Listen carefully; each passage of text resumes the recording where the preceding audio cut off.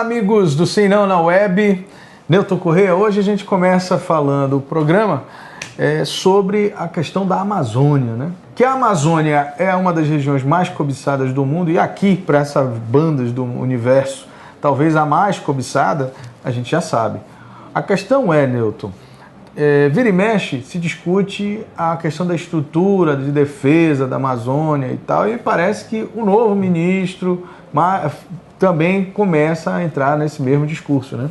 Exatamente. Ontem, na reunião da Comissão de Defesa, da Comissão de Relações Exteriores e Defesa Nacional, no Senado, o ministro da Defesa, Celso Amorim, se manifestou a respeito desse tema, do tema que é um tema recorrente. Aliás, quando a gente fala aqui sobre essa cobiça internacional pela Amazônia, a gente está falando de algo assim de quase 500 anos, porque é um tema, por exemplo, lá dos portugueses, dos espanhóis, e veio se atualizando com o longo do tempo, e aqui nós estamos tratando na nova versão, né? Exatamente hoje, quando o ministro discute dá essa abordagem sobre o cuidado da defesa do país, da defesa nacional, da soberania do país com a Amazônia, ela vem carregada de um contexto de articulação do Brasil com os países da região, numa estratégia de fortalecimento mesmo. E ele apontou especificamente, Álvaro, sobre a região amazônica, aspectos que mostram a vulnerabilidade. Aliás, ele disse que a Amazônia é a região mais vulnerável do país. Uma fala que não dá para desprezar. Por quê? Ele apontou, entre outras coisas que ele falou ali, a falta de estrutura, o tamanho da fronteira amazônica, e ele deu números sobre isso, mas tem um aspecto que eu achei interessante, que ela é ilustrativa aqui. Ele disse que quando veio à Amazônia conhecer os equipamentos da Defesa Nacional, ele foi levado a conhecer uma lancha da Defesa. E chegou lá, ele viu dois equipamentos, duas embarcações. Ele olhou para uma delas e se encantou com a estrutura, a imponência da lancha. E quando falou sobre ela, alguém o abordou e disse: não, ministro, não, essa embarcação não é nossa, a nossa é a outra. O que mostra aí a falta de investimento do país nesse setor da segurança. E aí vai um pouco dessa crítica de quem vive na região amazônica, porque essa grita, né, essa bandeira de ter realmente uma presença maior na região, vai desde o projeto Zona Franca, né? Para quem sabe um pouco dessa história do projeto Zona Franca, sabe que um dos objetivos era exatamente povoar para evitar qualquer tipo de ação de outros países, enfim, de invasões. Essa intervenção. Agora, não basta só isso também, né? É claro que existe outro tipo de ocupação que o governo, que o país precisa ter com a Amazônia. A ocupação com a atenção social, atenção com os ribeirinhos, atenção... Tudo isso, enfim, né? Tem regiões aqui de extremo vazio, e não é o vazio populacional, é o vazio mesmo da presença de Estado. Exatamente. Onde há conflito, é exatamente porque nessas regiões não há a presença do Estado. A gente vai, por exemplo, aqui para o estado do Amazonas, Tabatinga, onde o crime organizado é muito forte e o tráfico...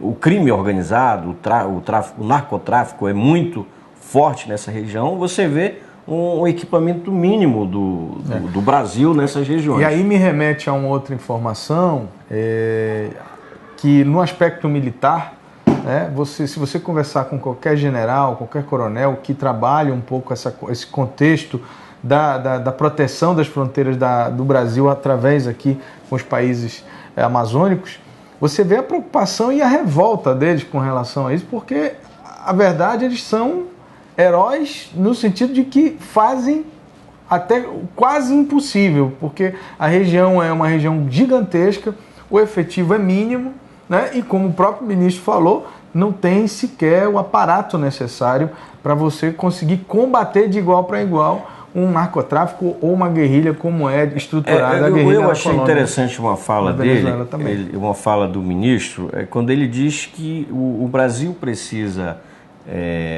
fazer esse tipo de investimento à proporção de seu tamanho atual. Ou seja, o Brasil cresceu economicamente, o Brasil hoje é uma referência, é uma potência mundial, está se tornando uma das maiores potências econômicas do mundo, mas o investimento não vem para a Amazônia. Não vem ainda para a Amazônia. Quer dizer, essa visão, né, que eu acho que é necessário sair do discurso político. Né? O que eu acho que é interessante dessa informação, né, eu estou aqui, é uma constatação importante, porque vem de um ministro de Defesa, mas ao mesmo tempo acaba virando uma crítica, porque é preciso sair desse discurso apenas. Que esse problema é um problema grave, que ele existe.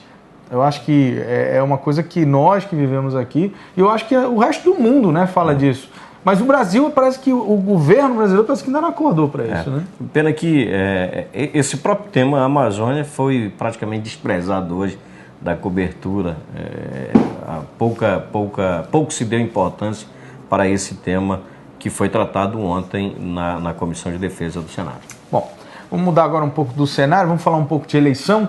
Eu queria falar um pouquinho agora sobre a condição do PT. Me parece que o PT está organizando já uma reunião aqui na cidade de Manaus para discutir um pouco o panorama, né, digamos assim, os caminhos do partido na cidade. Eu queria que você falasse como é que está essa discussão de bastidor aí. Olha, Álvaro, no próximo sábado, amanhã, portanto, o PT decide a sua estratégia. Como é que ele vai para as eleições de 2012? Como é que o maior partido da República, como é que o partido da presidente Dilma Rousseff vai para a eleição? Se vai ter candidatura própria, se vai ser aliado, se vai ser vice, se vai reivindicar, enfim, qual é o posicionamento?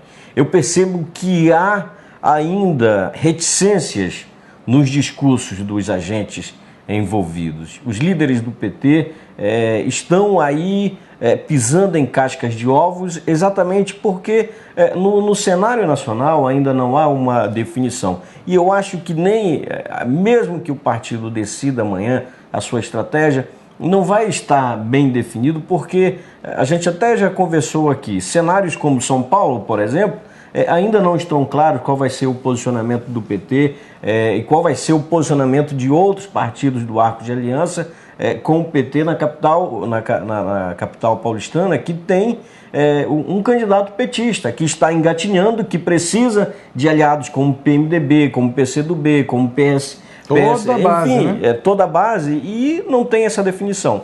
E por outro lado, hoje acontece um encontro do PMDB, que está batendo posição, dizendo que quer o PT como um aliado. E não quer apenas como um aliado, quer como um coadjuvante. Evidentemente que é o senador Eduardo Braga, presidente estadual do PMDB, que já manifestou a integrantes do PT o desejo dele de que o partido possa fazer uma composição com o PMDB. Agora, isso a gente está falando porque... por mais que a gente ainda não possa afirmar nada, o cenário me parece ainda é muito reticente, como você falou, mas o que a gente já pode dizer é que o PT por si só já vem de uma divisão, né, interna muito grande aqui na cidade de Manaus, e que, independente se vai ter uma candidatura própria ou não, tem problemas internos que precisam ser resolvidos para depois começar a construir, de repente, uma aliança, quem sabe, com o PMDB. E é exatamente isso, talvez. Talvez por causa disso, hoje, aqui em Manaus, esteja o principal articulador de campanhas das eleições no Norte, que é o secretário nacional de organização do PT, o Paulo Frateschi, se não me engano. Exatamente. Paulo Frateschi. Ele está aqui para conversar. Ele veio com a missão de conversar. E conversar, pelo que eu senti ontem, conversando com os petistas, conversar com todos os partidos do arco de aliança do governo petista. E quem vem aqui é alguém lá da Nacional preocupado com esses arranjos locais para não afetar lá em cima. Então, a prioridade dele, qual é? Prioridade conversar com o senador Eduardo Braga e conversar com o governador Omar Aziz. Agora, uma coisa que talvez tenha mudado um pouco essa discussão e talvez dê um pouco mais, na gíria, dê um pouco mais de vento nessa possível aliança com o PMDB, é exatamente a escolha da presidenta Dilma do senador Eduardo Braga para o Senado, quer dizer, como líder, seu líder no Senado. Quer dizer, agora a posição do senador Eduardo Braga ganha uma força maior que antes não tinha nessa discussão em torno da participação do PT. É como se ele estivesse, vamos dizer assim, exigindo e não pedindo. Exatamente, a participação do PT. Aí a questão, por isso eu digo, aí ganha uma outra figura, né? O PT amanhã vai ter uma posição muito difícil. A decisão está nas mãos de 500 delegados que vão votar a estratégia do partido para as eleições de 2012. Havia uma informação de que poderiam até adiar a decisão. Não sei. A reunião está mantida e o PT se reúne. Agora, me correu um outro cenário aqui, é que também o PT, como você disse, como o maior partido da federação, portanto o mais importante partido da federação, porque é o partido também da presidente da República, não pode ser coadjuvante num cenário desse, né? Então... Quer dizer, é difícil de aceitar isso, né?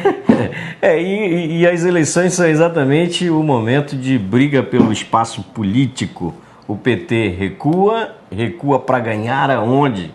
Avança para perder o quê e ganhar o quê? Então, esse momento aqui que as coisas vão se afunilando é um momento interessante dessa pré-campanha. Tanto que o próprio PMDB hoje não está falando em definições. Tá? O encontro que o PMDB reúne hoje, que o PMDB vai fazer hoje, é no sentido de tomar pé da situação. Quer dizer, saber como é que está a base, né? Exatamente. Bom, então, o que a gente pode resumir aqui é que esse final de semana vai ser um final de semana importante politicamente, porque talvez daí saia um alinhamento, digamos assim, ou pelo menos o início de um alinhamento de estratégias, né, para construir ou não alianças. Né? Eu acho que deve ter um indicativo, não acredito que tenha definições. Principalmente se alguém está esperando o nome, tanto do PMDB quanto do PT. Não vai acontecer agora. Pode ter sinalização, mas fechar a questão ainda não. Certo. Bom, é isso. Se não na web, vai ficando por aqui. Agradecendo mais uma vez a sua participação e não esqueça de compartilhar esse vídeo no seu perfil do Facebook e do Twitter para que outras pessoas também possam conhecer esse bate-papo aqui dos bastidores do poder no estado do Amazonas. Um grande abraço, gente. Tchau. Até amanhã.